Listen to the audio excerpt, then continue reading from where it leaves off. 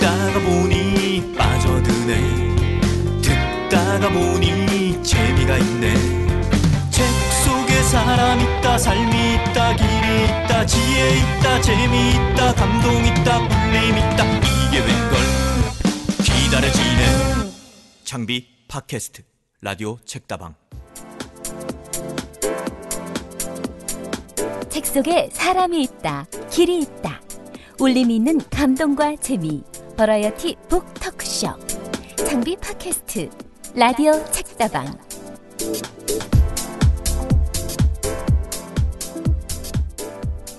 윤동주 시인은 이렇게 노래했죠. 지난밤에 눈이 소복이 왔네. 지붕이랑 길이랑 밭이랑 추워한다고 덮어주는 이불인가봐. 그러기에 추운 겨울에만 내리지. 추위를 덮어주는 이불. 빼앗긴 들에 봄이 오기를 기대할 수 없는 상황에서 시인은 현실 속의 눈이라도 그렇게 따뜻한 이미지로 그리고 싶었던 걸까요? 올겨울도 참 춥고 눈이 많이 내렸는데요. 시베리아 고기압이 우리나라 상공에 머무는 시간이 많아지면서 매년 1.2cm씩 적설량이 늘어나고 있답니다. 재작년보다 작년보다는 올해가 더 자주 눈이 오고 있다고 하네요. 소복이 쌓인 눈은 한 권의 책 같습니다. 이 눈 덮인 그곳이 이제 막 타이핑을 시작할 하얀 종이라면, 또는 컴퓨터 화면이라면 그 위를 지나가는 발자국은 글자가 되겠죠. 발자국 하나하나가 새겨질 때 나는 뽀드득 소리, 컴퓨터의 백지를 채우는 타이핑 소리. 제가 매일 글 마감에 쫓기다 보니까 이 눈이 이렇게 어떤 종이로 보이는 모양입니다. 하얀 눈을 지그시 누를 때처럼 들릴 듯 말 듯, 잔잔히 하지만 깊게 책 속의 음성은 그렇게 이 우리 안에 울림으로 퍼지곤 하는데요. 그런 울림처럼 저희 방송도 독자 청취자께 서서히 스며들고 싶습니다. 안녕하세요. 라디오 책다방 김두식입니다. 이 방송은 창비 홈페이지와 창비 문학 블로그 창문에서 들으실 수 있고요. 아이팟이나 아이폰을 사용하는 분들은 팟캐스트 어플에서 바로 다운받으실 수 있습니다. 청취 소감이나 사연은 창문 블로그 가시면 라디오 책다방 게시판이 있거든요. 거기 올려주시면 좋겠고요. 라디오 책다방 게시판으로 가는 주소가 바뀌었는데 radio.창비.com입니다. 이제 책다방 두 번째 문을 열겠습니다.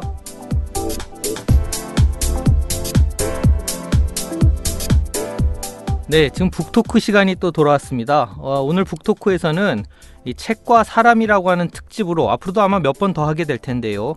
이 책과 관련해서 일하는 분들, 책을 쓰는 분들을 모시고 이 책에 관한 다양한 얘기를 나눠보도록 하겠습니다. 오늘은 이 출판 기자 세 분을 모시고 출판 기자는 뭘 먹고 사는가, 무슨 생각을 하는가, 뭐 이런 얘기를 좀 들어보기로 했는데요.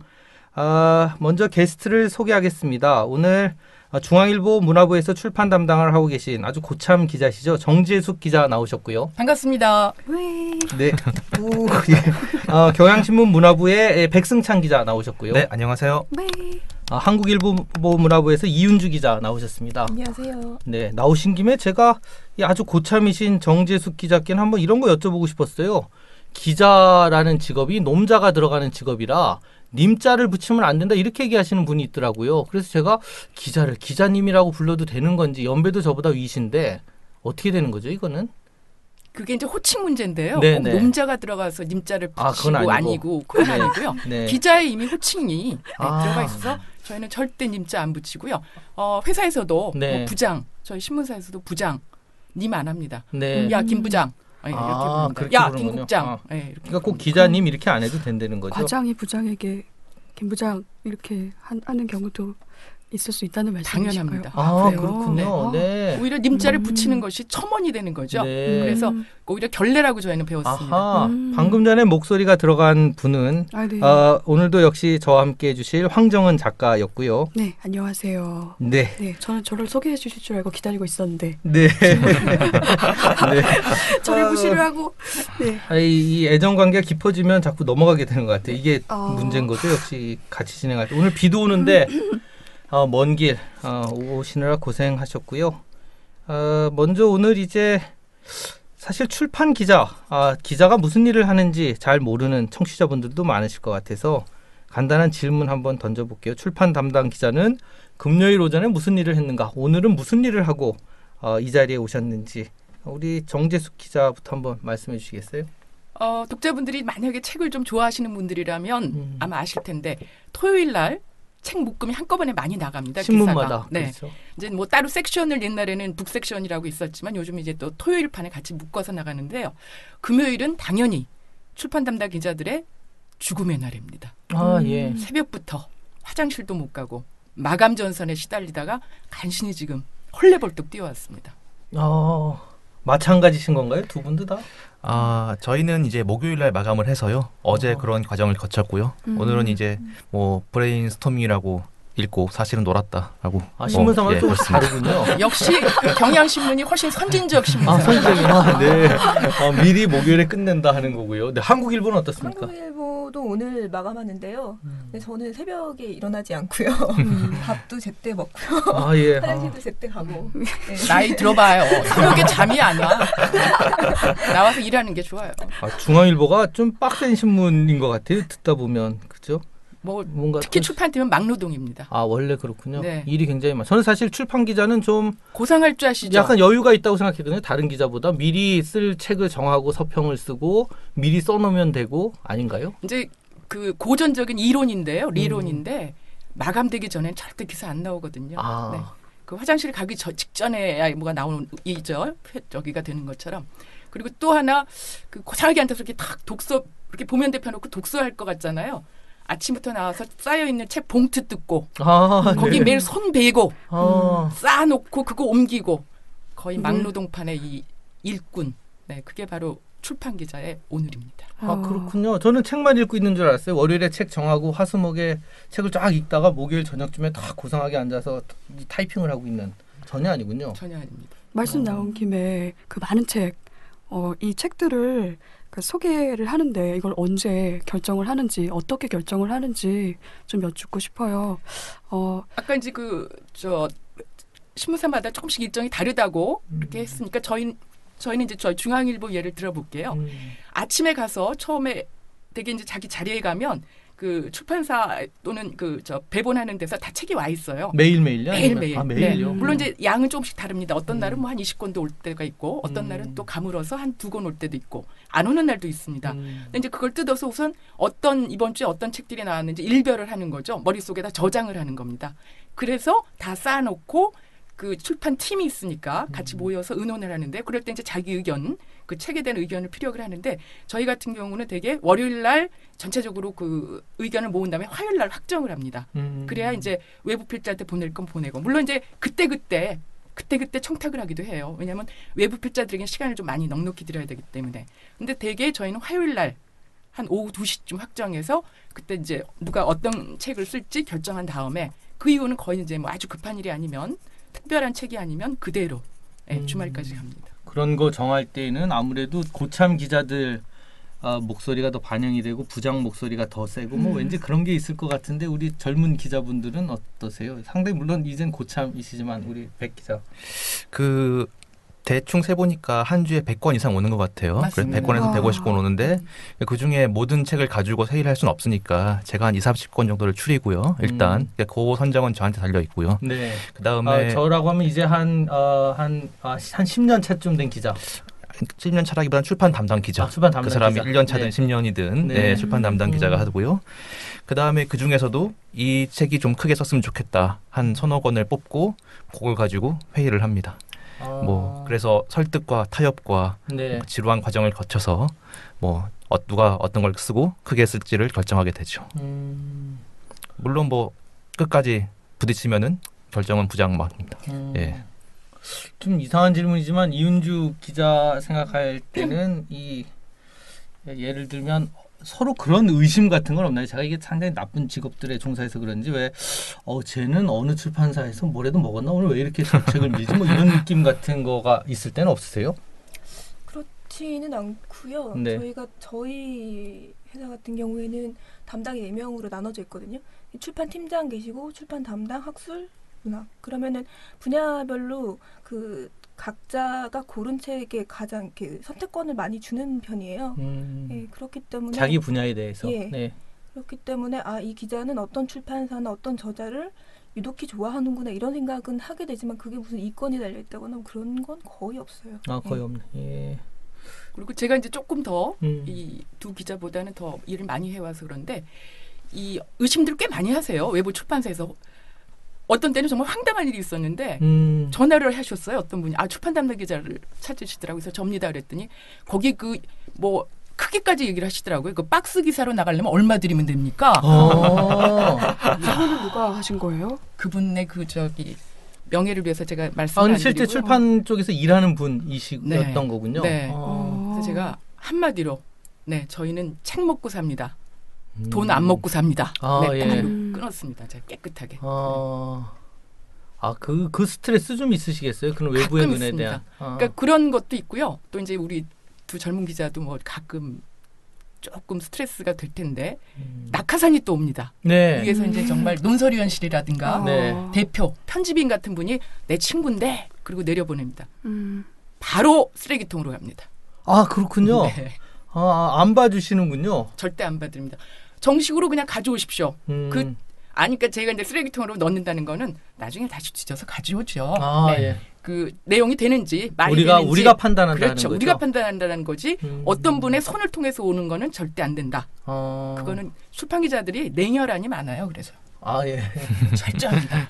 음악 담당이나 미술 담당은 조금 이렇게 좀 있습니다. 근데 좀 느슨한. 네, 근데 출판 다른 담당들 업계까지. 피 한 방울 안 나옵니다. 그게 책 좋아하는 사람들의 어떤 특성일 수도 있는 특징입니다. 것 같아요. 예. 그 책에 배이면서 생기는 어떤 그런 거 아닐까요? 어떤 피를 보면서 생긴 품성 같은 거. 그래서 함부로 출판 기자는 안 시키고 안 합니다. 예. 어떤 사람은 출판 담당하기 싫어해요. 왜 싫어하죠? 그건 아까 말씀드렸다시피 너무 막노동이고 굉장히 그러니까 힘이 많이 드는 그 담당이에요. 힘이 많이 드는 데 비해서 이렇게 좀 다른 생색은 분야에 비해서. 덜 나는 그런 그렇죠. 건가요? 네. 그렇구나. 약간 사실 이건 좀 조심스러운 질문이긴 하지만 제가 이거는 이 제일 젊은 이윤주 기자서부터 순서대로 한번 다 여쭤보고 싶었어요. 뭐냐 하면 저자 입장에서 보면 사실 인터뷰를 하면서 이 사람들 진짜 내 책을 읽고 왔나 하는 의심 있을 때가 있고요. 저는 솔직히 제 책에 대해서 여러 번 인터뷰를 하면서 그냥 이 사람은 안 읽었구나 하는 확신을 가졌던 적도 있고요. 또는 부분 발췌독한 거는 기자들은 못 느끼겠지만 저자는 확실히 알아요. 이 발췌독하고 그냥 한 몇 페이지만 읽고 왔구나 하는 그런 느낌. 다 읽나요? 전 사실 물리적으로 좀 불가능하다는 느낌을 받는데 책을 읽고 쓰나요? 뭔가 서평을 쓸 때? 다 읽는다는 거는 사실 거짓말일 것 왜 같고요. 떠세요? 근데 아니요, 그건 아니고 제가 목이 지금 많이 쉬어가지고 농담이에요. 네. 예. 다 읽는 거는 사실 거짓말일 것 같고요. 네. 그 원칙 세울 때는 사람 만나러 갈 때는 예의상 다 읽고 간다는 거는 원칙인 것 같아요. 사람을 직접 인터뷰할 네, 때는. 사람을, 왜냐면은 그 사람의 시간을 뺏는 거잖아요. 어떻게 보면은. 그렇죠. 그리고 우리나라 아시겠지만 인터뷰하면서 뭐 인터뷰 피라든지 그런 것들을 드릴 수가 없기 때문에. 네, 그래서 책을 읽고 가는 것은 사람에 예의다 대한 하는. 예의인 것 같아서 이제 그거는 기본적으로 다 읽어야 되고 리뷰 쓸 때 소설은 안 읽으면은 뒤가 뭔 얘기가 나오는지 나오지가 않아요. 네, 그리고 주거리를 요약을 해서 보도자료를 보내주실 때도 있지만 디테일한 면에서 뭘 한다고 하면은 그 앞에 있는 뭐 상징이라든지 이런 것들이 전혀 안 나오기 때문에 잘 모를 때도 있고요. 그리고 창비인은 아니지만 모 출판사 편집자들 같은 경우에는 줄거리를 안 쓰는 보도자료를 쓰는데 굉장히 재미를 들이셨어요. 네, 소설을 쓰면서 소설 보도자료에서 그러면 안 알려주는 거군요. 그러니까 일부러 안 알려줘요. 네. 네, 그래서 그거 줄거리를 간추리기 위해서라도 다 읽어야 돼요. 그거 좋은 방법인 것 같아요. 네, 그것도 보도자료 쓰는 그런 입장에서는. 방법도 있고요. 근데 예를 들어서 입문서 이런 부분 같은 경우에는 앞에서 너무 어렵다. 아니면은 번역서인데 너무 앞에 있는 말들이 현학적이다. 이러면 다 읽지를 이렇게 그 물리적으로도 힘들지만 그 다 이해가 안 가는 부분도 사실 저희도 사람인지라 있잖아요. 그러면은 이제 번역하셨던 분들의 해설, 주석 이런 것들을 물어보고 번역자한테 전화를 드려보죠. 경향신문의 백승찬 기자 같은 경우에는 이 학술 쪽 주로 담당을 했기 때문에 또 다른 두 분하고는 좀 다를 수도 있을 것 같은데 네. 학술 쪽 입장에서는 어떻습니까? 사실 읽기가 소설을 읽기지만 저는 어떤 책은 제가 볼 때 어떤 책 뭐 제가 기억나는 책은 예컨대 프로이드 평전 1, 2권 이런 식의 책을 네. 일주일에 읽고 서평을 쓴다는 게 가능한가? 그런 생각 좀 했었거든요. 네. 저희는 한 화요일 저녁쯤에 책이 정해져서 목요일 낮 오후까지 마감을 하니까요. 그 한 짧은 하루 반 사이에 다 읽고 써야 되는데요. 근데 참 사람이 간사한 게 저희가 이제 제가 쓰는 북 그 리뷰 프론트가 한 원고지 25매돼요. 그러니까 딴 데보다 훨씬 긴 편인데 그 25매를 쓰기 위해선 25매짜리 독서를 하게 돼 있어요, 사람이. 그러니까 한 5매짜리 독서를 쓰기 위해서는 5매에 맞게 발차를 한다거나 빨리 읽지만은 대충 읽어서 25매는 좀 쓰기 힘들겠더라고요. 그래서 원칙적으로 저는 다 읽고요. 일단 그래서 좀 읽기 쉬운 책을 선정을 하는 제가 나름대로 셀렉션하는 그런 경우도 있긴 하고요. 근데 사전 꼼수를 예. 아니 근데 아주 정직한 지금 말씀인데 저는 그걸 제 나름으로 이렇게 분류를 해놓습니다. 화장실용, 네. 지하철용, 밤새기용. 그러니까 어떤 책은 화장실에 가서 뭐 조금 길게 할 수 있잖아요. 그 시간에 다 돼요. 무슨 길게? 그다음에 제가 이제 제가 그리고 저 회사 출퇴근을 지하철로 하는데 지하철 꽤 오래 탑니다. 그 정도로 끝낼 수 있는 책이 또 있습니다. 아침 저녁. 그건 경험에서 딱 보는 순간 이건 화장실용인지 지하철용인지 오는 거군요. 요거는 밤새야 되겠구나. 어차피 물리적으로 밤을 셀 수밖에 없게 돼 있어요. 출판 기자들이. 네. 이거는 정말 한 이틀 밤새야 되겠구나. 제대로 읽으려면. 읽다 보면 감이 오시는군요. 이 책은 화장실용. 그리고 이제 되게 책을 무생물이라고 생각하잖아요. 책 좋아하시는 분들은 안 그렇거든요. 이렇게 벌써 잡으면 책이 따뜻한 책이 있고 차가운 책이 있고 찌르르한 책이 있고 뒤통수를 치는 책이 있습니다. 출판기자 오래 하면은요. 벌써 이 저 봉투 딱 뜯고 딱 첫 선 보면 감이 옵니다. 이게 좀 하여튼 무게가 있고 좀 훌륭한 책하고 아닌 책을 딱 느낀다는 거죠. 좀 약간 정 기자님 오래 하셨으니까 이름 없는 출판사 뭐 하여튼 잘 알려지지 않은 책을 널리 알렸던 뭐 에피소드라든지 아니면 뭐 독자나 작가한테서 특별한 피드백을 받았던 그런 경험이 있으시면 하나 좀 나눠주시겠어요? 뭐 많은데요. 제일 기억에 남는 것은 그 김종철 선생님이 하시는 녹색평론에서 그 오래된 미래라는 그 얘기가 나왔었어요. 헬레나 노르베르 호지. 네. 이 책이 처음 나왔을 때 그 녹색평론 처음에 지금은 이제 다른 출판사로 판권이 넘어가고 또 중간에 한번 표지 가리도 하고 그랬었는데 맨 처음 나왔을 때는 여러분들 녹색평론 잡지 보시는 분들 알 거예요. 딱 그냥 갱지에다가 아무 띠도 안 두르고 저 날개도 없이 정말 그 녹색평론의 고집이 있죠. 그렇죠. 네, 그 녹색평론 잡지하고 똑같이 오래된 미래가 처음에 맞아요. 네. 근데 그걸 딱 보는데 이게 다른 거예요. 뭔가 가슴을 찌르르 하고 이렇게 관통하는 게 있었어요. 그래서 그거는 아까 정말 다 읽고 쓰냐고 그러셨지만 2번 정도 읽고 쓴 것 같아요. 예. 근데 이제 그걸 무슨 피드백 이런 거보다도 그 출판기자면서 제일 이런 책만 소개하고 싶다는 느낌을 가졌던 그런 기억이 오래가는 책이고요. 나중에 그 헬레나 노르베르 호지가 왔었어요. 서울에. 네, 최근에 최근에 이제 요즘은 이상하게 좀 한 몇 번 오셨는데 맨 처음 오셨을 때 이상하게 만났어요. 내가 직접 만나셨군요. 네, 내가 선생님 책을 인터뷰를 한. 네, 출판 기자로서 소개를 했다. 근데 그 손을 잡았는 느낌이 참 좋았어요. 지금은 조금 생각이 제가 좀 바뀌긴 했는데 하여튼 그때는 오래된 미래라는 책을 소개했었던 게 보람으로 남아요. 좀 발견한 느낌 같은 게 있었군요. 이런 네. 좋은 책을 발견해서 좋은 내가 책을 소개한다는 느낌. 네. 백승찬 기자 어떠세요? 네, 뭐 저는 이름 없는 출판사를 뭐 알렸다기보다는 이제 좀 특별한 피드백이랄까 그러니까 그런 기억이 있어요. 그러니까 뭐 얼마 전에 그 기독교에 대한 책을 하나 소개를 했는데 좀 약간 비판적으로 보는 그런 책이었어요. 당신들의 기독교라고 이제 철학자 김영민 선생님이 쓴 책인데 그 제 블로그에 이렇게 올려놨더니 어떤 분이 공감한다고 하면서 댓글이 뭐 이렇게 약간 영성에 대해서 쓰시는 척하면서 이렇게 뭐 새로운 빛을 믿고 어쩌고 하면서 이렇게 뭔가 읽으면 읽을수록 그러면서 같이 해보지 않겠냐 이런 식으로 그래서 거의 새로운 종교를 약간 그래가지고 근데 이걸 뭐 딱히 지우기도 그렇고 댓글을 달기도 하고 그래가지고 그냥 고스란히 놔둔 적이 있습니다. 김영민 선생 글은 근데 좀 약간 집중을 요하는 면이 있잖아요. 그러니까 한 문장 한 문장을 굉장히 정성 들여서 쓰고 집중해야 되는 그런 느낌? 이 책도 역시 그런 거예요? 저는 아직 못 읽었는데. 아니요. 그렇진 않고요. 주로 한 10명의 좀 기독교인의 사례를 가지고 이 사람을 어떻게 분석할 수 있는지 좀 철학적으로 분석한 책이라서 비교적 김영민 선생님 책 중에는 쉽게 읽혔다고 볼 수 있습니다. 굉장히 그런 어쨌든 생각지 못한 반응이 오기도 하는군요. 책에 대해서. 그렇죠. 저 선배 그 기사를 쓰셨을 때 저 봤는데요. 그 책이 굉장히 얇아요. 한 100 몇십 쪽밖에 안 되는데 기사가 엄청 긴 거예요. 어떻게 이걸 읽고 이만큼의 기사를 쓸 수가 있을까? 영감을 되게 받으셨구나. 놀랐던 아, 남이 쓴 기사도 보는군요, 다 서로. 보죠. 편집 기자들이 편 제목을 달기 전에 그 만약에 하루나 이틀 정도 미리 마감을 한 신문사가 있으면은 그 기사도 다 찾아서 봐요. 그렇기 때문에 베낄 수가 없어요.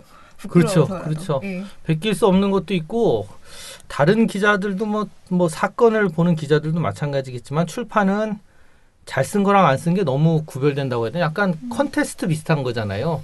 사실 책도 평가를 받지만 책에 대한 서평도 평가를 받기 때문에 그것도 글 쓰는 사람들한테서 평가받는 게 좀 되게 부담스러운 면도 있을 것 같아요. 역시 그런 거 좀 있으시죠? 부담이 많이 되죠.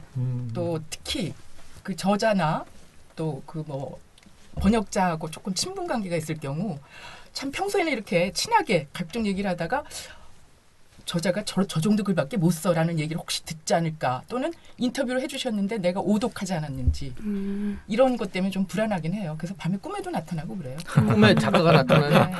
아, 뭐라고 그러세요? 작가가? 꼭 어떤 분이라고 꼭 집어 말할 수는 없는데 네. 하여튼 그 꿈에 나타나서 꾸짖으시더라고요. 아. 내가 널 믿고 그렇게 좋은 얘기들을 많이 해줬는데 넌 전혀 다르게 알아들었더라 그러고. 네. 네.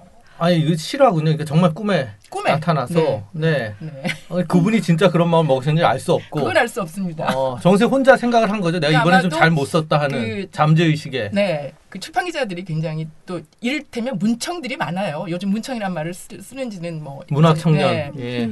한때 글을 좀 쓰고 싶어 했던 사람들이 출판 기자를 많이 합니다. 문학 담당도 많이 하고 학술 담당도 마찬가지일 텐데. 그래서 자기 글쓰기에 어떤 특징들이 있어요. 근데 그것들이 때로 그 필자나 이런 분들한테 별로 큰 평가를 받지 못하면 굉장히 자존심 상하죠. 은근히 자존심 상하고. 피드백이 오나요? 그런 글을 쓰고 나면 가끔 이제 오죠. 저자한테서. 네. 그리고 이제 그 똑같은 책을 그 같은 주에 정말 도화 신문에 뭐 7, 8군데 났다고 치면 어떤 집요한 친구들은 그걸 다 비교를 합니다. 그러면서 이렇게 얘기하죠. 역시 내 거야. 역시 내가 잘 쓴 거야. 내가 제일 잘 썼다. 네. 혹시 그분이 또 이제 어떤 선생님이 이런 분들이 있어요. 기자님. 다 이렇게 딱 쓰고서 다 컴퓨터에서 손을 떼면서 신이시여, 이 기사를 내가 썼단 말입니다. 네. 그건 아무래도 정재수 기자님이 아닐까 싶은 그런 이상한 예감이랄까. 지금 이제 다들 컴퓨터로 하지만 옛날에 원고지에 기사 쓰던 시절이요. 부장이 하도 고치니까 자기 글에 자존심을 건 이 어떤 한 기자가 그때는 볼펜으로 쓰면 빨간 사인펜으로 교정을 했습니다. 교열 부장이 너무 자주 고치고 화가 나니까 빨간 사인펜으로 아예 써서 넘기는 거예요. 그리고 또 이름만 대면 알만한 기자를 하시다 지금은 작가를 하시는 분인데 너무 부장이 고치니까 마감 시간이 있습니다. 신문사는 그거 지나면 물론 이제 지금 책 출판들은 미리미리 넘기긴 하지만 그때는 이제 좀 그렇지 않은 시절이었습니다. 마감 시간까지 사라져 버려요. 핸드폰도 없던 시절입니다. 그럼 이제 부장이 막 불안할 거 아닙니까? 이거 빵꾸 나면 어떡해요? 그럼 거의 5분 전쯤 나타나서 확 던지는 거예요. 못 고치게 부장이. 네, 누구신지 알 것 같아요. 네, 이번 경우는 아시겠죠? 제가 아는 분 맞는 것 같고요. 소설도 쓰시고 그리고 하는. 그때는 또 이게 활자본 활자를 뽑아서 신문을 조판하던 시절이었거든요. 물리적으로 시간이 지금보다도 한 서너 배 더 들 때니까 5분 전에 나타나서 던지면 도리가 없죠. 말씀하신 그분 제가 예전에 뵀을 때 그 얘기 하시더라고요. 부장하고 싸웠던 경험. 아주 심하게 싸웠던 경험을 몇 번 얘기를 하셔서 충분히 그러고도 남을 분이다 생각을 했었는데 아주 훌륭한 작가시죠. 네. 얘기가 나온 김에 저는 책을 써서 내면서 인터뷰이로서 몇 차례 경험이 있어서 이런 질문을 좀 드리고 싶은데요. 기사로 편집되는 과정에서 그 인터뷰 내용이 이제 맥락이 잘리거나 이러면서 전혀 내가 작가가 했던 얘기하고 전혀 맥락이 다르게 나가는 경우도 있거든요. 혹시 그런 경우 때문에 작가로부터 어떤 이렇게 항의라든가 뭐 왜 그런 실수를 하셨어요라든가 이런 경험이 있으신지 이윤주 기자님 어떠세요? 항의보다는 코멘트를 좀 고쳐달라 이런 얘기를 하셨던 분들은 종종 있으시고요. 미리 원고를 보여주셨나 보죠? 아니요. 기사를 아닌데, 보시고 기사를 인터넷 보고. 기사에서 좀 고쳐달라 이랬던 분들이 종종 있으시고요. 어떻게 하세요 그럼? 그러면은 저희가 들어보고 맥락이 이분이 의도하셨던 거하고 전혀 다르다라고 하면은 당연히 고쳐야 되는 거고 그건 팩트가 틀린 거니까요.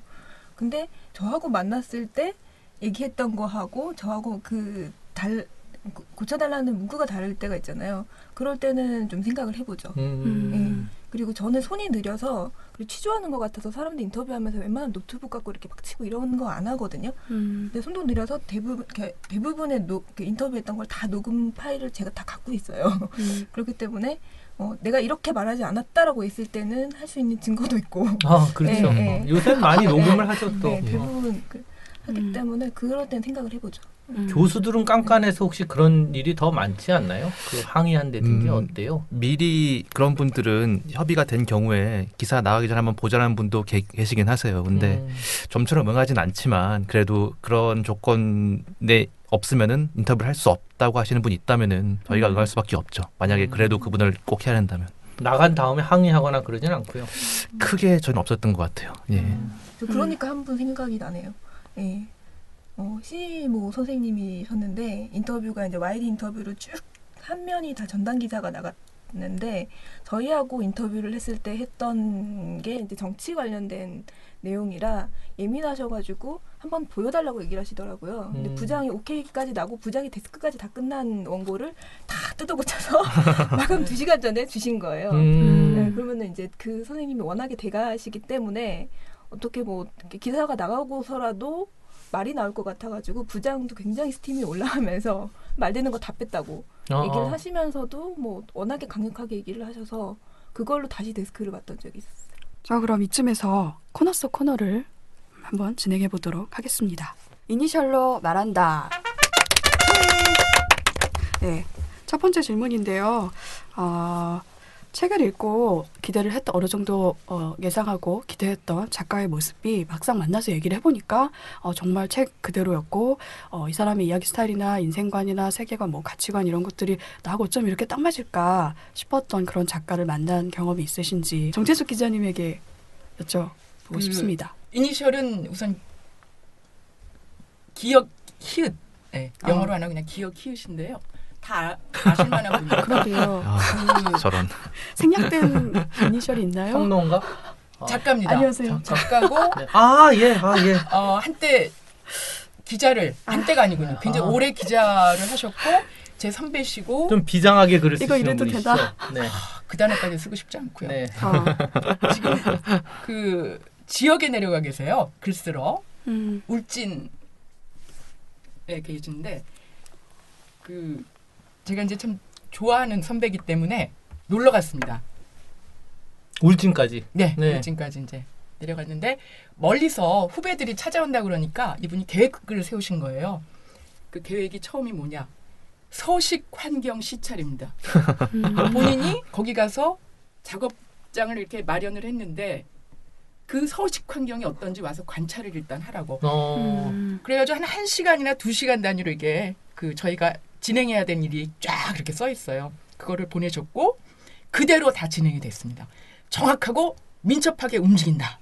그래서 그러니까 방문할 곳을 순서대로 쭉 가는 거군요. 먹고 뭐 하고 하는 거. 구경하는 거. 뭐 그러니까 그분이 거기 내려가서 3일 만에 향토사학자 저리 가랄 정도의 전문가가 되셨더라고요. 그래서 아니 어떻게 이런 정보를 다 모으셨습니까? 그랬더니 그 지역의 지역 기자 1명, 산림청 직원 1명, 둘을 그냥 수족같이 부려가지고 수족 동안 싹 이렇게. 네.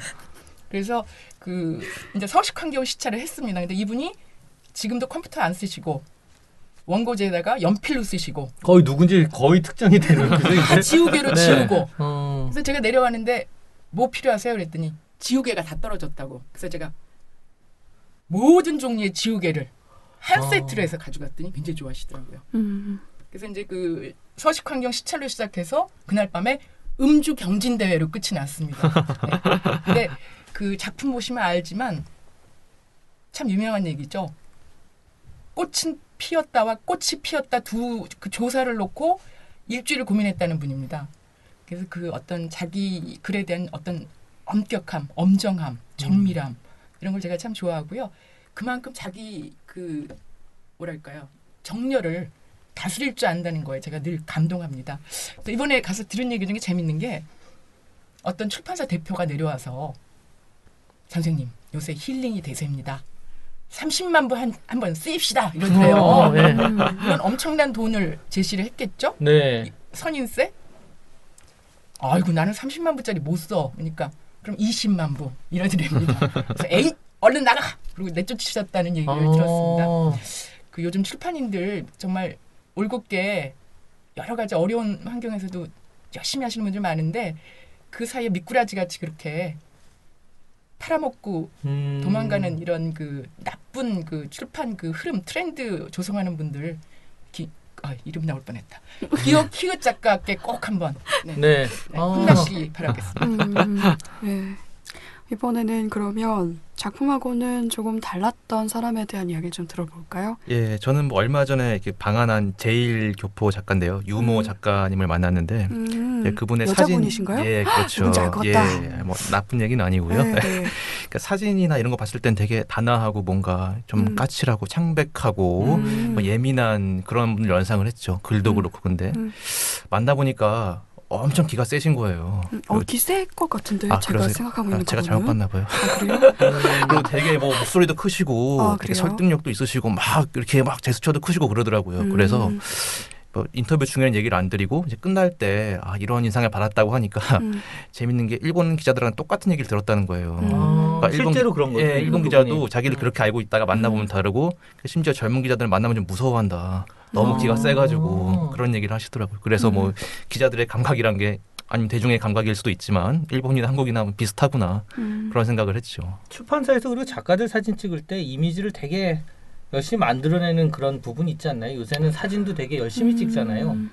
네, 그런 분들도 있을 테고요. 근데 개인마다 다른 것 같더라고요. 저 같은 경우는 뭐 아예 그냥 얼굴 안 씻고 손 찍어서 보내면 안 될까요? 뭐 이런 의견을 드리기도 하는데 물론 출판사는 안 좋아하시지만 그 작품의 집에 작가 사진을 싣는 게 저는 그게 좋은 일인지는 잘 모르겠어요. 선생님 그 손만 나간 책이 있어요? 아니요, 그러니까 실패했다니까요. 그래서 그냥 안 싣는 걸로 사진 안 실으면 안 될까요?로 타협을 그냥 봤죠. 안 씻기는 한 그래서. 네, 안 실었습니다. 앞으로도 그랬으면 좋겠는데. 예, 여기까지 하고 저희가 좀 쉴까요? 한 5분 쉬고 계속. 네. 다시. 오늘 진짜 재밌었어요. 오늘 역시 재밌는 건가요? 재밌는 건가요? 이게 예, 그럼요.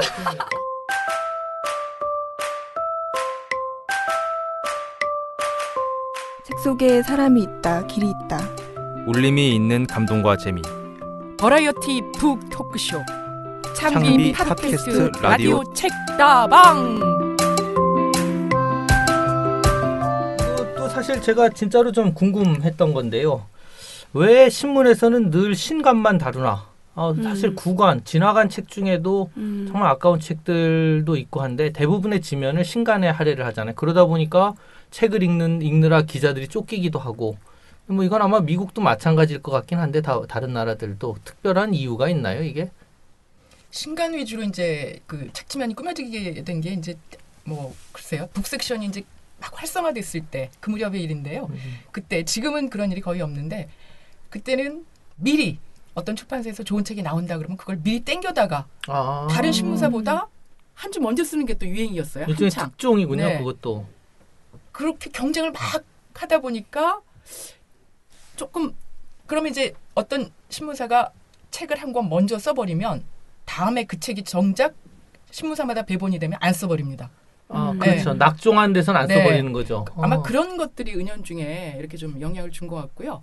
또 이제 외국처럼 그렇게 서평자들을 전문가별로 해서 두터운 그 서평자 이런 그 뭐라 그럴까요? 은행을 데리고 이런 지면을 꾸미는 게 아니라 기자들이 정말 2-3명 그 외에 이제 전문가들 가끔 저희가 이제 청탁을 합니다만 그렇게 위주로 가다 보니까 왠지 이미 지나가 버린 책들을 쓰는 것이 안 맞는 것 같아요. 신문사의 어떤 이런 그 조직하고 이런 그 관행하고 그래서 그런 관행이 굳혀진 게 아닌가. 저희도 아쉬운 부분이에요. 근데 요즘은 가끔 신문들이 그런 지면을 따로 두고 있는 곳들도 있죠. 왜 아까운 책들 같은. 네, 그렇죠. 맞나요? 경향. 예, 저희도 있고요. 아니면 외부 필자한테 아예 그런 코너를 맡길 때도 있고, 아니면 테마를 정해서 뭐 과학 책을 소개해 달라든가, 아니면 뭐 함께 읽고 싶은 옛날 책을 소개해 달라거나, 뭐 그런 코너를 만들어서 좀 요즘 특히 좀 유통기한이 짧아져서 좀 아쉬운 감이 있죠. 뭐 첫 한두 주에 주목을 받지 못하면은 금방 매대에서 치워버리고 뭐 잊혀지고 이러잖아요. 그러니까 그런 책은 좀 다시 한번 발굴해서 다시 소개할 필요가 있을 것 같아요. 예. 저희도 그런 코너가 있는데요.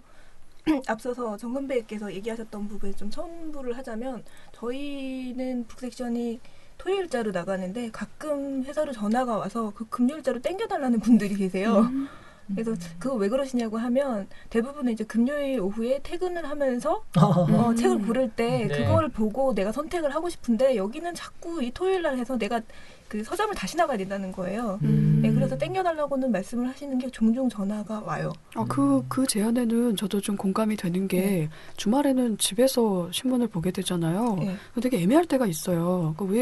왜 집에서 쉬는 주말에 신문에 책을 소개하는 글이 실릴까? 차라리 그 전에 하면은 방금 말씀하신 그분 말씀처럼 퇴근길에 서점에 들러 살 수도 있고 이렇지 않을까. 저도 토요판에 글을 써서 네. 좀 아는데요. 제가 전에 들은 얘기인데 어떤 변호사님은 제가 한겨레 신문 굉장히 진보적인 분이고 한겨레 신문 늘 보고 글도 쓰시는 분인데 제가 인터뷰하고 거의 한 8, 9개월이 지나고 나서요. 아니 김두식 교수가 한겨레 인터뷰를 하고 있어. 그게 토요일에는 변호사들이 출근을 안 하잖아요. 그러니까 금요일까지만 신문을 보고 토요판은 그쵸. 그 여직원들이 다 버리는 거예요. 그걸 갖다 버려서 한 번도 못 본 신문을. 이 어떤 출판 그 책이 늘 같이 들어가는 거잖아요. 토요판에. 좀 일리 있는 얘기인 것 같은데. 좋은 지적이신데요. 네. 아이디어를 좀 내봐야 되겠습니다. 네, 금요일로 가거나. 근데 아마 그거는 이제 평일은 좀 아무래도 속보성이나 다른 부서의 스트레이트 기사가 많이 있고요. 아무래도 그렇죠. 북섹션은 저희는 좀 많아서 한 7면 되는데 그 평일 지면에 그걸 다 넣기에는 그런 다른 기사하고 충돌도 있고 조금 뭐 이런 표현이 어떨지 모르겠지만 한가해 보인다 이렇게 생각하실 분도 있을 것 같아요. 지금 급박하게 돌아가는 사안이 많은데 책을 여유 있게 북섹션을 읽을 뭐 그런 생각을 하실 수도 있겠죠. 네. 예. 저는 아주 그냥 제 개인적인 생각으로 그걸 금요일자로 내려면 목요일까지 마감을 하라는 얘긴데 우리 보고 주라는 거냐? 그렇게 대답을 해주겠나요? 월화수가 거의 대부분 이제 간담회가 많거든요. 네. 인터뷰를 잡거나. 아, 네, 그러면은 사실상 책 리뷰를 쓸 시간이 거의 없어요. 그러면 수, 목에 거의 밤에 읽는 시간들이 많은데 그거를 목요일부터 시작을 하게 되면 그렇네요. 하루 저희는 땡긴다는 게. 물리적으로 거의 불가능해서 네, 그 계속 저희는 토요일자를 했으면 하는 생각들이 있죠. 아, 그렇겠네요. 그 전주 금요일에 회의를 해서 정하고 뭐 하면 방법이 없진 않을 텐데. 그러게요. 방법을 그것도 찾아보면 있는데 네. 신문사 생활이라는 것이 그 하루 당기는 거 그게 생각처럼 그렇게 만만치 아, 않아요. 만만치 그래요? 않은 거군요. 저희 사정을 잘 몰라서 하는 이야기. 우리가 모르고 한 소리야. 모르고 하는. 네. 다음 질문 넘어가겠습니다. 네. 저는 그냥 이 출판 기자의 뭐 여러 가지 보람, 어려움 이런 거 간단히 좀 여쭙고 싶고요. 그러니까 다른 부서하고 다른 특성은 뭐가 있는지 뭐 덧붙여서 혹시 뭐 출판 기자로 생활하면서 정말 지금 생각해도 정말 끔찍한 실수 뭐 그런 얘기 들려주셔도 좋고요. 뭐 애환, 보람, 뭐 실수 이런 얘기 한번 듣고 싶은데 우리 백승찬 기자부터 한번 좀 들어볼까요?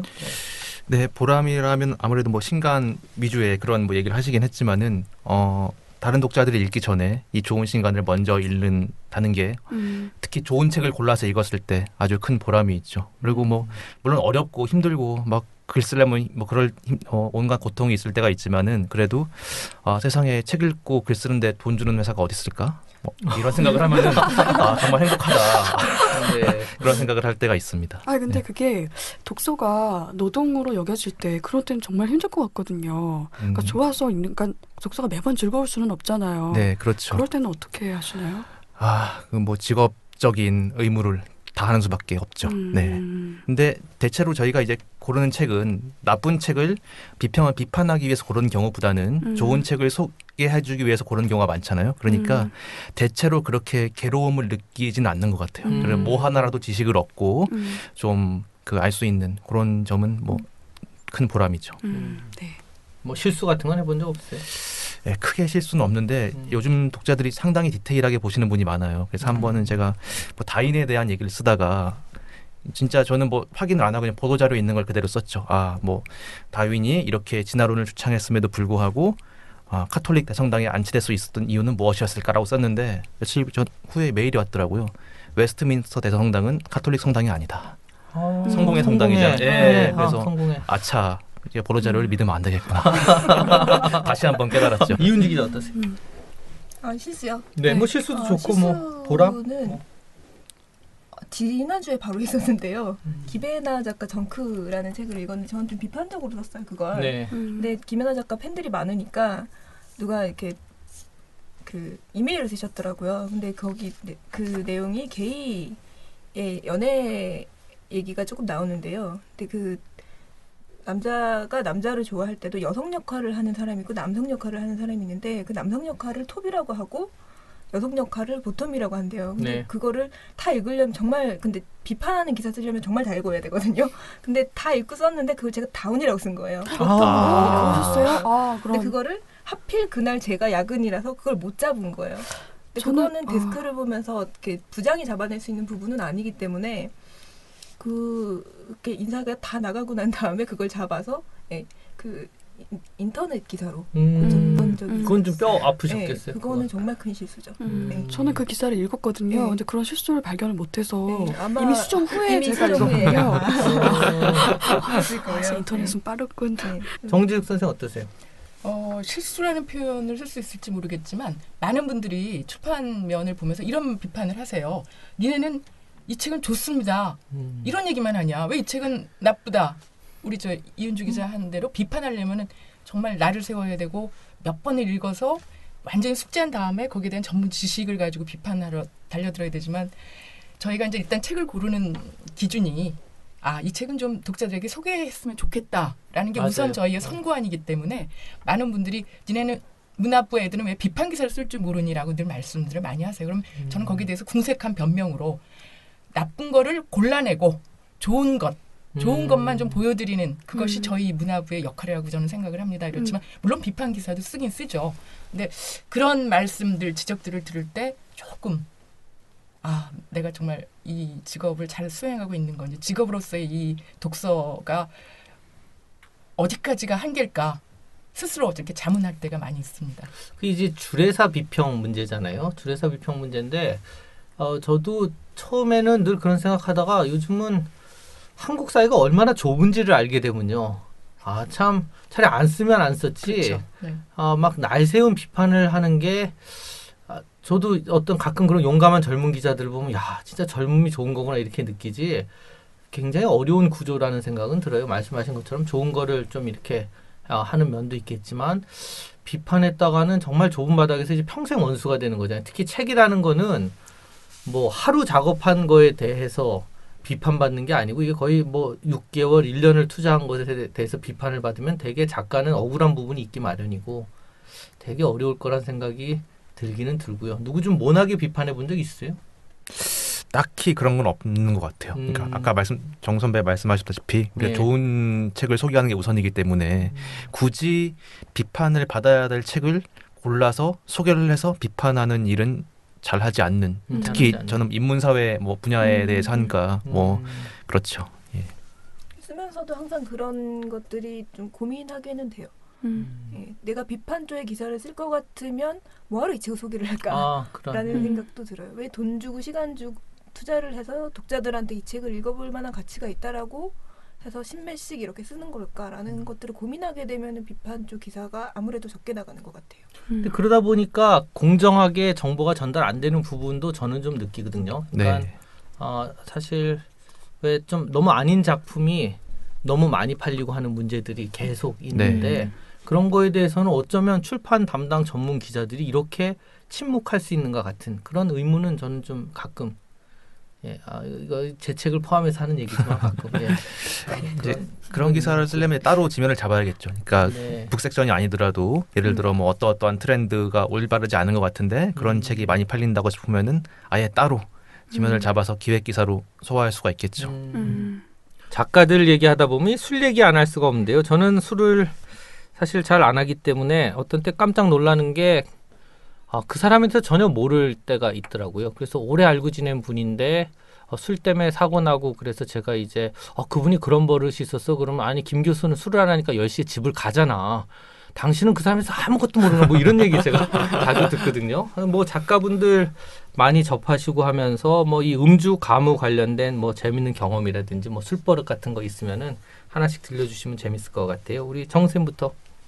기자하고 그 작가분 또는 뭐 필자들 간단한 음료수 마시게 됩니다. 아무래도 저희는 음료수라고 주로 부르는데요.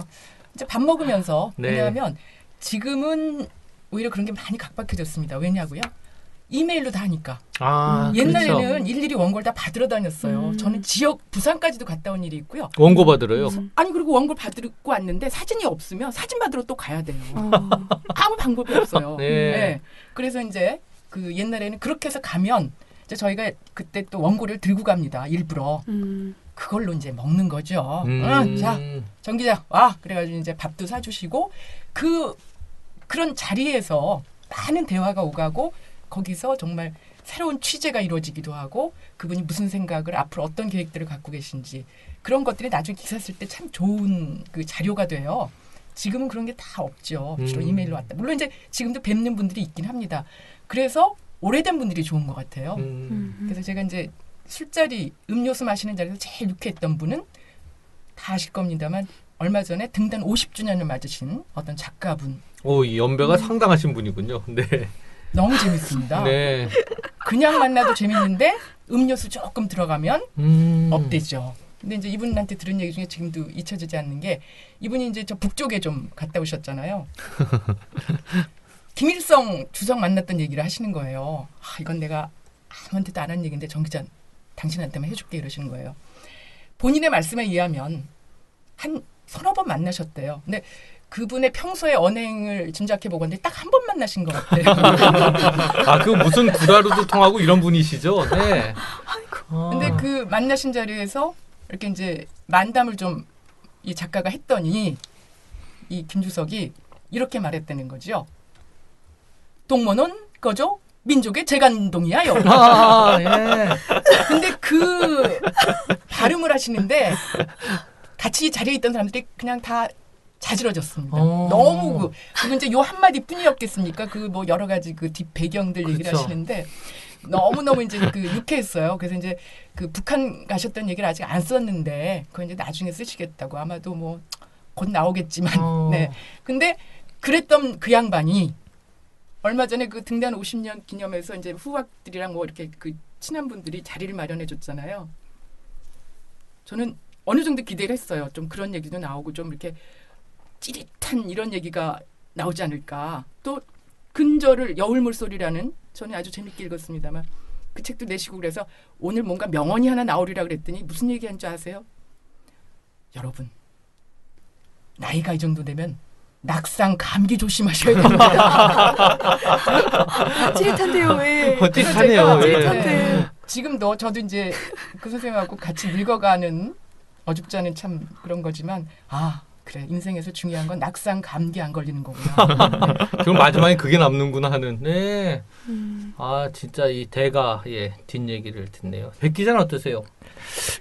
저는 의외로 작가님하고 술을 마신 적은 거의 없는 것 같아요. 특히 제가 뭐 한지가 뭐 1년 남짓해서 그런지 모르겠지만 그래서 주로 출판사 편집자들하고는 몇 번 인연이 있었는데 근데 그것도 좀 영화를 하다 와서 그런지 되게 차이가 많이 나더라고요. 사람들이. 그러니까 영화라는 게 훨씬 산업화돼 있고 훨씬 어떻게 보면 체계적이고 또 전문 홍보사가 있잖아요. 근데 출판사라는 건 그렇지 않잖아요. 그러니까 정말 샤이하다고 할까요? 이 영화 쪽하고 홍보 방식이 너무 다른 거예요. 그러니까 영화는 그냥 막 가져오고 말하자면 쉽게 말하면 막 들이대죠. 근데 너무 부끄러워하시고 진짜 찾아오는 건 너무 힘들어하시고 전화 한 통 하는 것도 정말 조심스럽게 바쁜데 전화 드려도 될까요? 출판 쪽 분들. 그러니까 이게 그래서 그냥 속으로는 이 장사를 하려는 거야 말려는 거야 약간 그런 생각이 들 정도로 그리고 뭐 심지어 메일도 보내는 것도 힘들어하시는 거예요. 어떤 분은 바쁘신데 메일을 보내드려 죄송합니다. 근데 너무 좀 과할 정도로 그래서 참 업계에 따라서 일하시는 분 성향이랄까 다르구나. 영화랑 확 다른 거군요. 출판. 근데 너무 이해해요. 저도 사실 기자지만 전화하는 거 너무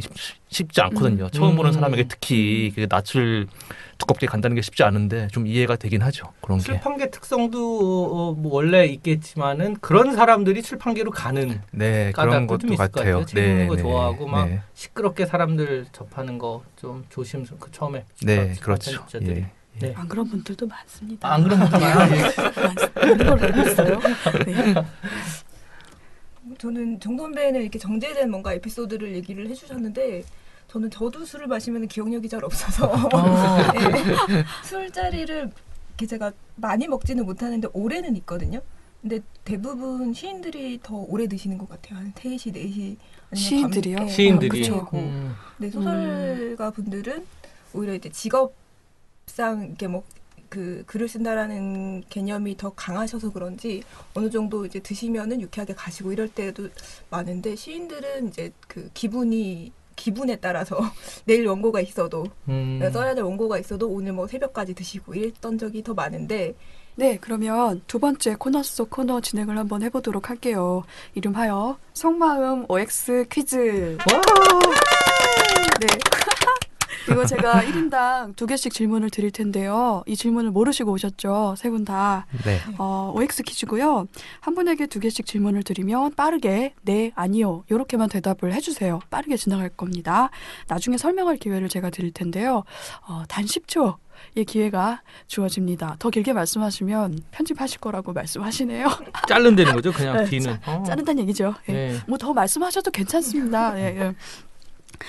시작하겠습니다. 이윤주 기자님께 여쭤볼게요. 나는 솔직히 책보다 영화가 좋다. X. X. 아니요. 두 번째 질문입니다. 신작이 기다려질 정도로 만나면 설레는 작가가 있다. O. 네. 알겠습니다. 정재수 기자님께 여쭤볼게요. 나는 내가 봐도 기사를 잘 쓴다. 네. 네. 왠지 예상하고 있던 대답이. 두 번째 질문입니다. 내가 써도 이보다 더 잘 쓰겠다 싶은 책이 있다. 네. 네. 많다 이런 표정이세요. 그러게요. 백승찬 기자님께 여쭤볼게요. 읽어도 무슨 말인지 모르는 책이 있었다. 네. 네. 두 번째입니다. 두꺼운 책은 싫다. 아니요. 아니요. 네. 이제 설명할 기회를 드리겠습니다. 이윤지 기자님, 책보다 영화가 좋다. 아니요라고 하셨어요. 네. 되게 책이 더 단순해요. 좋으신가요? 네. 네. 물성을 좋아해서 갖고 있으면 내 것 같아요. 물성이요? 네. 그거 왠지 공감이 간다. 네. 전자책 싫어하시지 않나요? 저는 한 권도 제대로 읽어본 적은 없어요. 전자책으로요? 네, 부분 읽어도. 그래요. 네. 우리 10초를 넘겨버렸어. 두 번째 거. 신작이 기다려질 정도로 만나면 설레는 작가가 있다. 네라고 하셨는데 네. 10초. 만나면은 설레진 않는데요. 그 사람의 글이 기다려지는 사람은 많죠. 그냥 듣고 넘어가기엔 네. 너무 아까움으로 이니셜을 좀 드려도 괜찮을까요? 이름을 얘기하셔도 되고요. 네. 네. 국내 작가 중에서 김현수 선생님 좋아하고요. 그리고 음. 카다레랑 필립 로스 좋아해요. 이스마일 카다레 네. 말씀하신 필립 로스. 필립 로스 저도 좋아합니다. 네. 잘 들었습니다. 사랑 고백 같아요, 약간. 누가요? 아니, 사랑하는 작가에 대한 고백 같아요. 네. 알겠습니다. 부끄러워하시는군요. 정재수 기자님은 나는 내가 봐도 기사를 잘 쓴다라고 하셨어요. 네. 몇 번이냐고는 안 말이. 물어보셨잖아요. 딱 한 번 있었어요. 딱 한 번. 혹시 오래된 미래에 관한 그거는 감동이었고요. 꽃들의 사생활 같은 책이 하나 있었는데 그건 제가 너무 막 이렇게 소름이 돋을 정도로 섹시하게 썼어요. 찾아봐야지. 찾아봐야지. 꽃들의 사생활. 생활. 네. 두 번째, 내가 써도 이보다 잘 쓰겠다 싶은 책이 있다. 네라고 하셨습니다. 나무들이 불쌍한 책이 참 많습니다. 네. 넘어가죠. 간단하게. 물어봐도 대답은 안 하실 것 같아요. 어떤 책인지. 저는 다 이게 오는데요. 네. 팍 오는데요. 네. 백승찬 기자님, 읽어도 무슨 말인지 모르는 책이 있었다. 네. 네. 전부 다 모르진 않고요. 부분적으로 이해 힘든 책이 있었죠. 네. 그럴 때는 그 책 읽고 기사도 쓰셨나요? 써야죠. 그래도. 어떻게 해결하셨나요? 아까 정 선배가 얘기하신 대로 이윤지 씨가 얘기하는 해제와 그걸 이해하는 부분을 최대한 짜내서 예. 좀 아주 두껍고 중요한 인문학 저서가 굉장히 짧게 소개가 될 때가 있어요. 저희가 다 소화가 안 돼서 외고도 청탁할 시간이 없을 때 피치 못하게 그렇게 쓸 때가 있어요. 기자들이 읽어도 빨리 이해 못할 정도면 잘못 쓴 책이라고 봐야죠. 저는 그렇게 생각하는데요. 네, 저는 절반만 절반만 하는 것으로. 네. 두꺼운 책은 싫다 해서 노라고 하셨는데 네. 두꺼운 책도 좋아하죠. 그러니까 책의 두께가 문제는 아니고 다 모험적인 얘기지만 당연히 책의 질이 문제겠죠. 네, 잘 들었습니다. 수준이 팍 낮아지는 얘기 같기는 한데 저는 고시 공부할 때도 되게 두꺼운 책 중에 논리의 흐름이 살아있는 책은 사실 두꺼워도 얇은데 이상하게 쓰인 책보다 훨씬 빨리 읽히는 거 많이 그렇죠. 경험했거든요. 그래서 뭐 두껍고 얇고 문제는 아닌 것 같고 재밌는 말씀 감사드리고요. 뭐 이제 슬슬 마무리하면서 그런 얘기 좀 들어봤으면 좋겠어요. 출판 시장의 불황이 계속되고 있고요. 거의 끝나가는 산업 아니냐 그런 얘기도 있는데 저는 먼저 신문 서평의 영향력, 저는 예전에 비해서 너무 약해졌다는 걸 느끼거든요. 예전에는 신문에 서평이 실렸다는 것 자체만으로도 일정한 부수가 보장이 되고 그런 시절이 있었는데 서평의 영향력은 약해지고 그런 상황에 어떻게 생각하시는지, 그리고 요즘은 독자들이 책을 선택할 때 정말 어떤 것에 영향을 받는다고 생각하시는지, 신문 서평이 아니라면 뭘 보고 책을 사고 있는 건지 그런 질문 한번 드려보고 싶어요. 우리 이윤주 기자부터 한번 얘기 좀 볼까요? 농담 삼아서 제가 어제는 제가 루시드 프로를 인터뷰를 했었는데요. 소설집이 나왔다고 해서 첫 번째 소설이죠. 예. 그렇죠?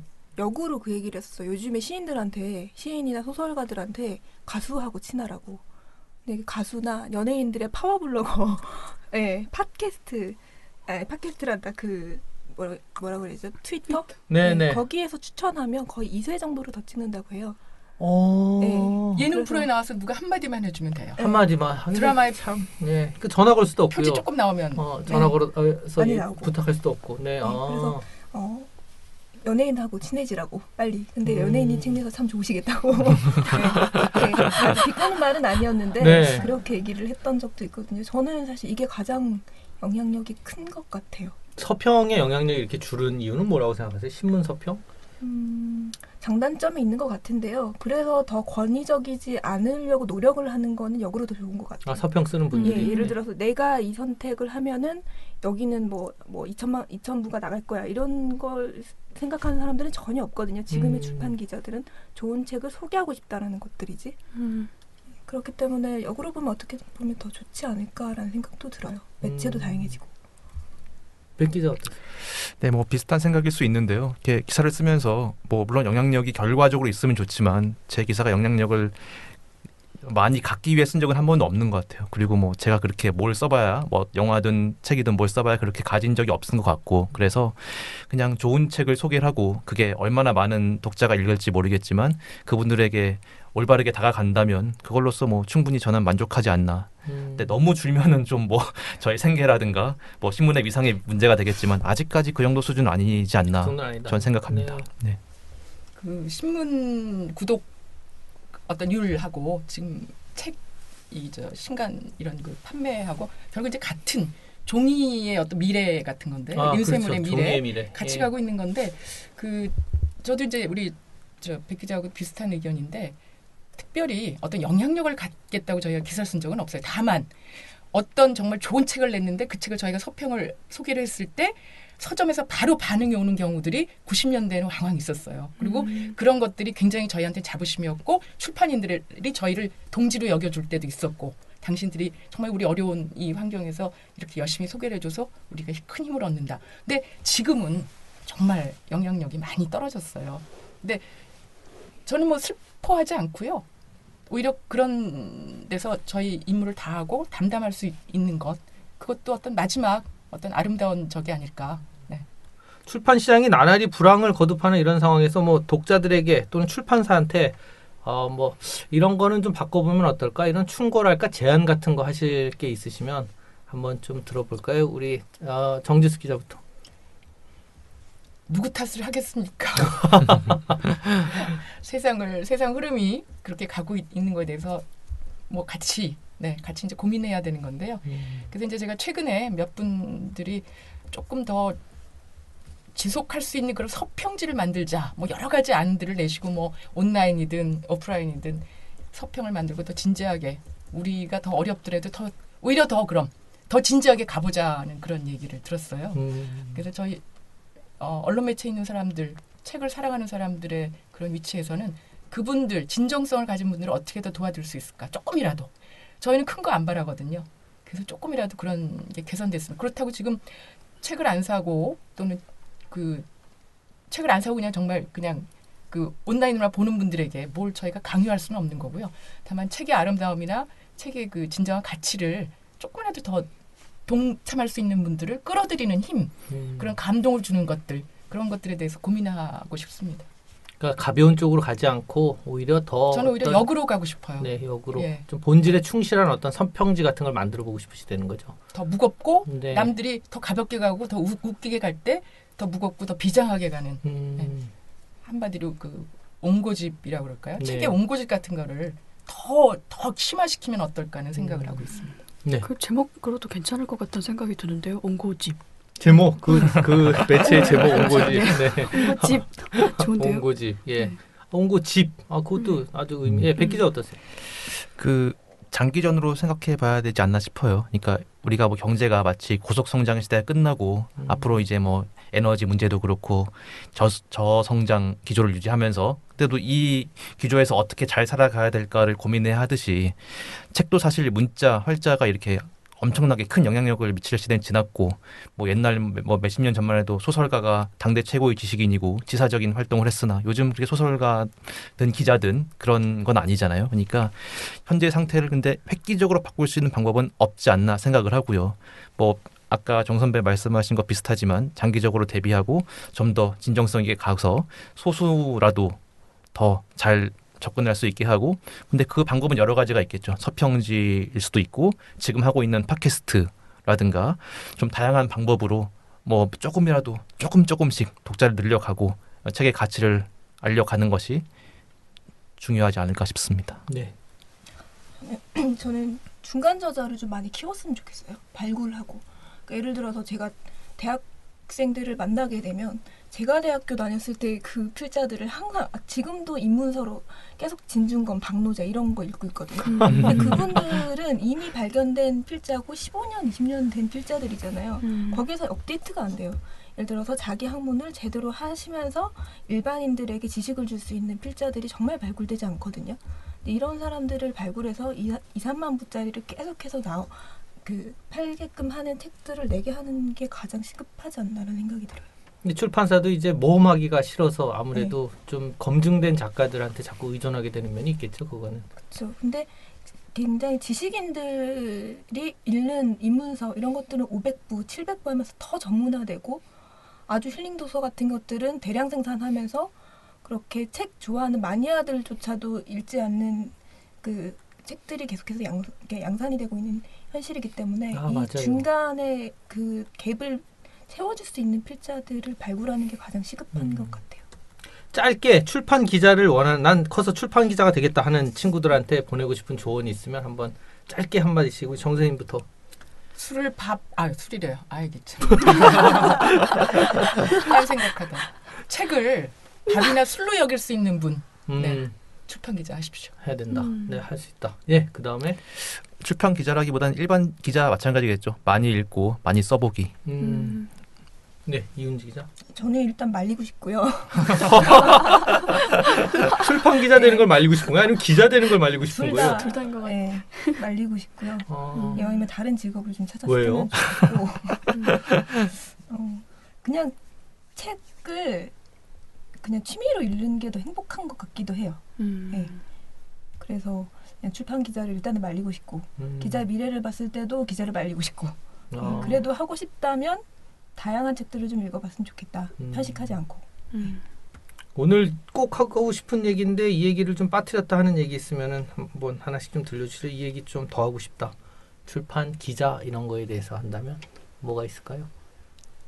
제가 제일 오래 했으니까 저에게 그동안에 돈 한 푼 안 들였는데 정말 수만 권의 책을 보내주신 모든 출판사 여러분들께 박수를 드리고 싶고요. 그래서 제가 최근에 자호를 하나 지었습니다.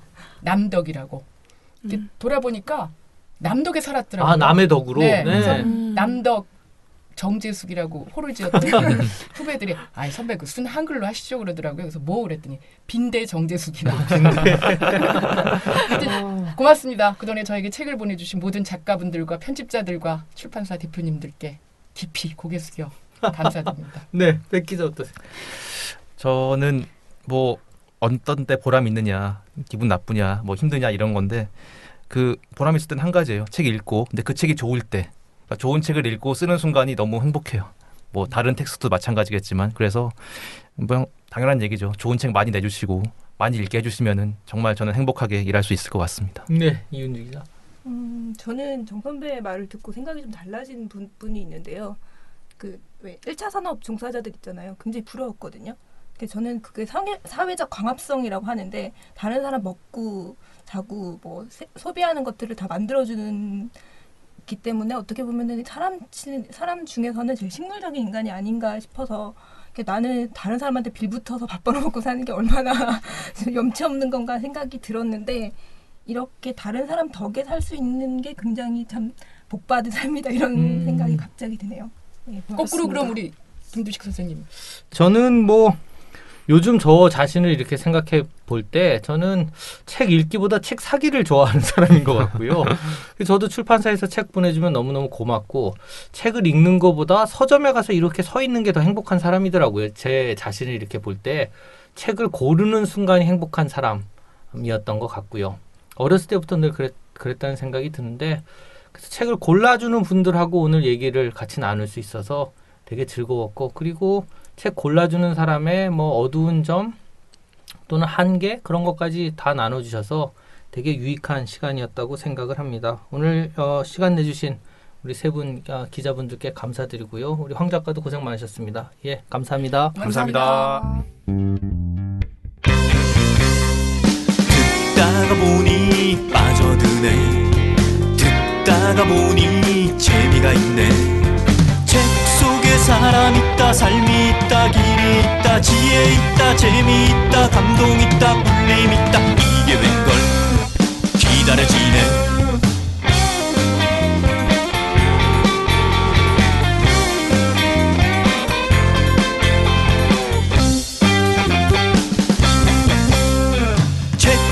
사람 있다 삶이 있다 길이 있다 지혜 있다 재미 있다 감동 있다 울림 있다 그게 뭔데 그게 뭘까 장비 팟캐스트 라디오 책다방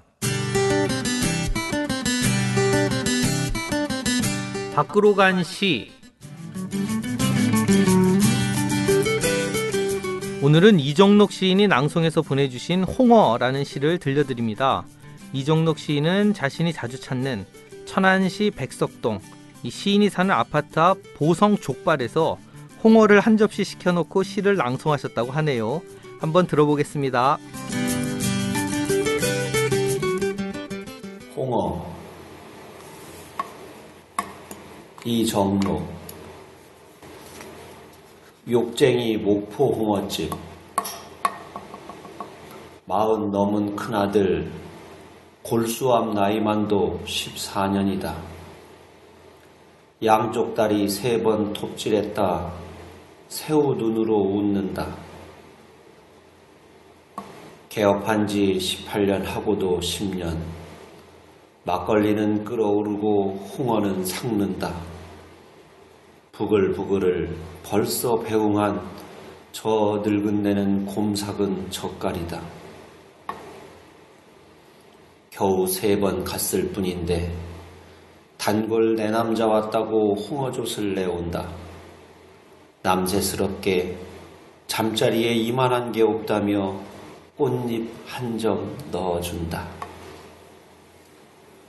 36 뜨거운 젖가슴에 동사한 신랑 묻은 뒤로는 밤늦도록 홍어젓만 주물럭거렸다고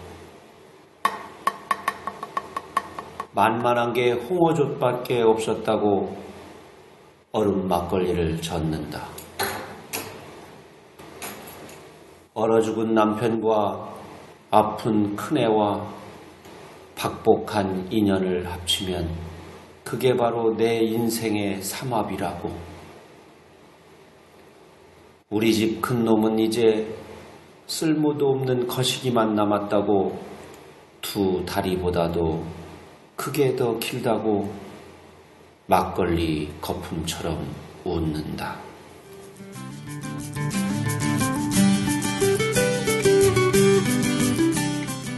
유홍준입니다. 우리나라에 제주도가 있다는 것은 큰 축복이죠. 제주의 진짜 모습을 보여드리고 싶었습니다. 유홍준 나의 문화유산 답사기 제주편 출간. 알면 알수록 새로운 이야기가 숨쉬는 제주를 답사기에서 만나보세요.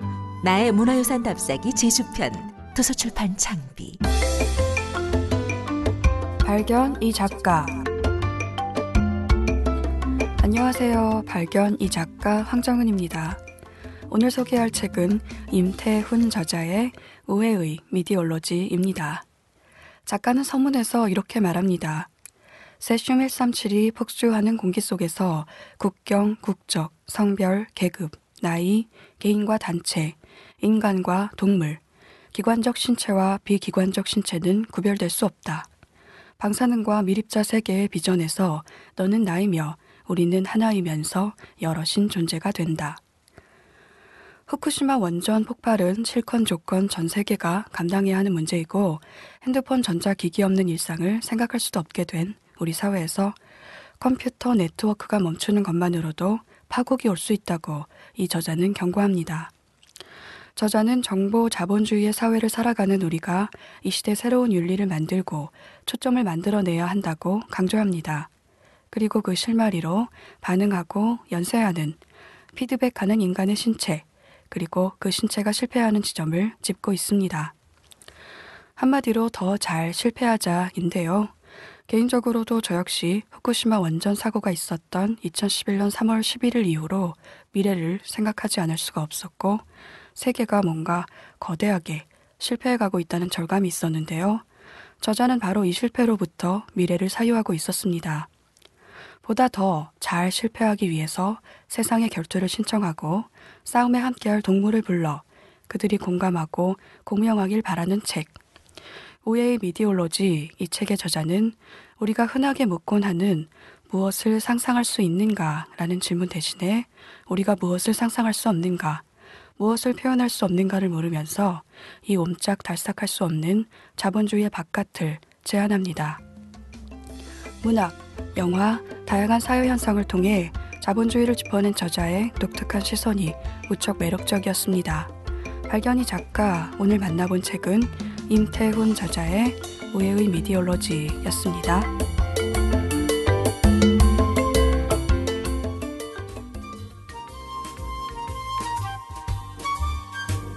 결정적 순간. 오늘 결정적 순간의 주인공은 지난 책다방 1회의 손님인 CBS 라디오 정혜윤 PD입니다.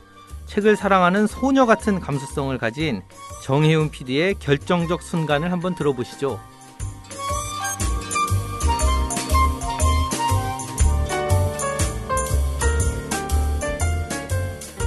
안녕하세요. 저는 CBS에서 일하는 정혜윤 PD라고 해요.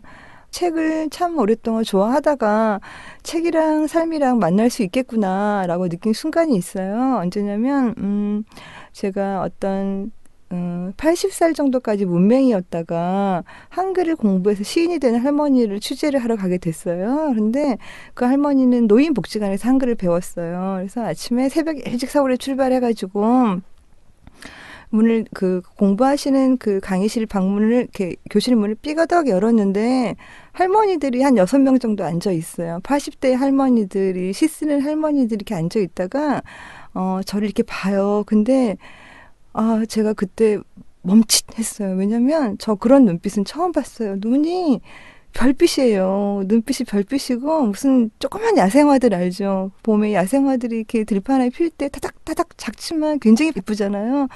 그런 맑은 눈빛으로 할머니들이 아침에 시공부를 하고 있는 거예요. 평생 농사를 지어서 허리는 꼬부라져가지고 앉은 키가 되게 작아요. 책상에 붙어서 앉아있는 것 같은데 그걸 보면서 내가 이 할머니들이 시를 쓴다고 배추가 잘 자라겠냐, 벌을 많이 수확하겠냐. 근데 이 할머니들은 그런 거 아무것도 없이 시를 쓰는구나, 글을 읽고 시를 쓰는구나 라고 느껴졌어요. 그래서 단테에 보면 이 농부는 그 수확할 때까지 값을 따져보지 않고 농사를 짓는다는 말이 있거든요. 근데 제가 이분들이야말로 내가 이것을 배워서 뭐에 써먹으랴, 이 시를 읽어서 내가 뭐에 써먹으랴 하지 않고 사실은 공부하는 걸 보면서 제가 내가 읽고 쓰는 이유 다시 한번 느꼈던 것 같아요.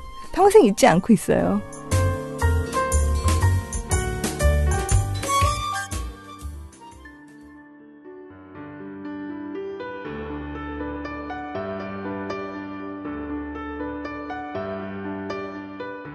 상담해도 괜찮아.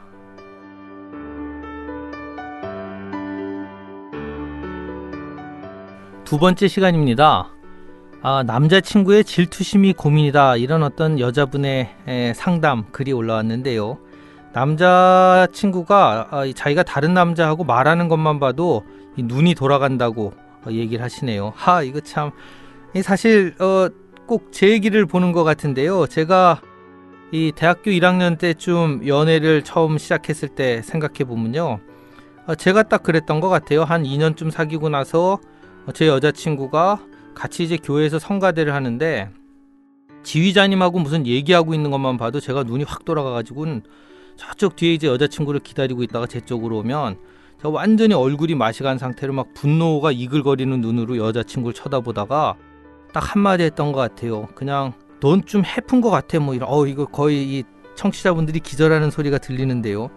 내가 뭐 잘못했어? 뭐 이렇게 여자친구가 물어보면 저는 그냥 그렇다는 거야 이렇게 얘기하고 그냥 가버리고요. 생각해보면 이 남자친구의 질투심 흔히 생각하는 거와는 달리 여자들보다 남자들이 질투심이 훨씬 더 강한 것 같고요. 사실 이 질투심의 문제가 너무 어린 남자의 문제다. 그러면 좀 기다려보면 뭐 나아질 수도 있겠지만 저는 이분한테는 그렇게 말씀드리고 싶어요. 남자애가 너무 어리고 아직 경험이 적어서 그렇게 막 질투심에 불타는 스타일이면 헤어져라. 그러면 다음에 상담하시는 분도 좋은 남자를 만날 수 있고 그 남자도 다음 연애할 때는 훨씬 나아진다. 저도 그 다음 연애는 훨씬 나았고요. 그 다음 연애는 훨씬 나았거든요. 그래서 일단 그냥 헤어져라. 그러면 훨씬 나아진다 하는 말씀 드리고 싶고요.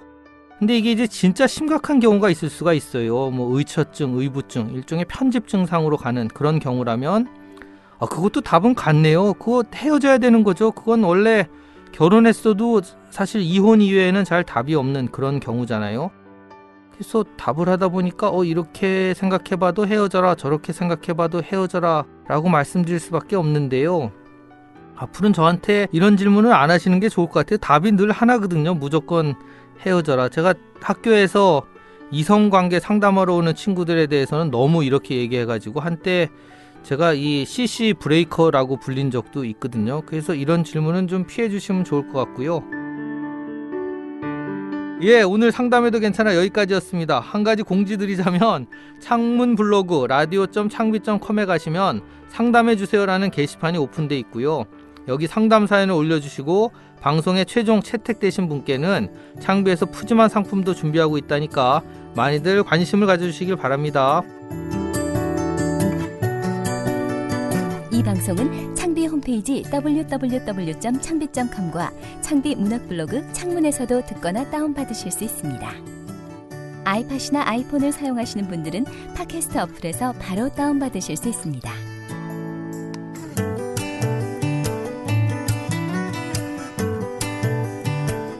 방을 바꿨다. 방을 바꾼다고 금세 삶이 바뀌지 않듯 풍경이 바뀐다고 생각이 금방 달라지진 않는다. 김용택 시인의 시 2월의 일부분입니다. 어제까지 교복을 입고 교정을 누비던 아이들이 뾰족구두 신고 시내를 걷는다고 한순간 어른이 되지 않듯이 마이크 앞에 앉는다고 하루아침에 능숙한 진행자가 될 수는 없고요. 익숙하기엔 여전히 어색한 떨림과 설렘의 두 번째 경험을 막 끝내려고 하는데요. 앞으로 팟캐스트라는 이 방, 새로 바뀐 공간에 제가 조금은 더 잘 적응했으면 좋겠습니다. 첫 방송 때 제대로 소개를 못했는데요. 앞으로는 잊지 않고 저희 라디오 책다방 식구들을 소개할게요. 우선 이 방송의 제작과 공급은 출판사 창비가 하고 있고요. 프로듀서 황혜수, 구성 김은경, 안선주, 기술 편집의 석상훈, 유군백, 홍보의 지은영, 김정규 씨가 수고해 주셨습니다. 그리고 지금까지 저는 진행을 맡은 김두식이었습니다. 2주 후에 다시 뵐게요.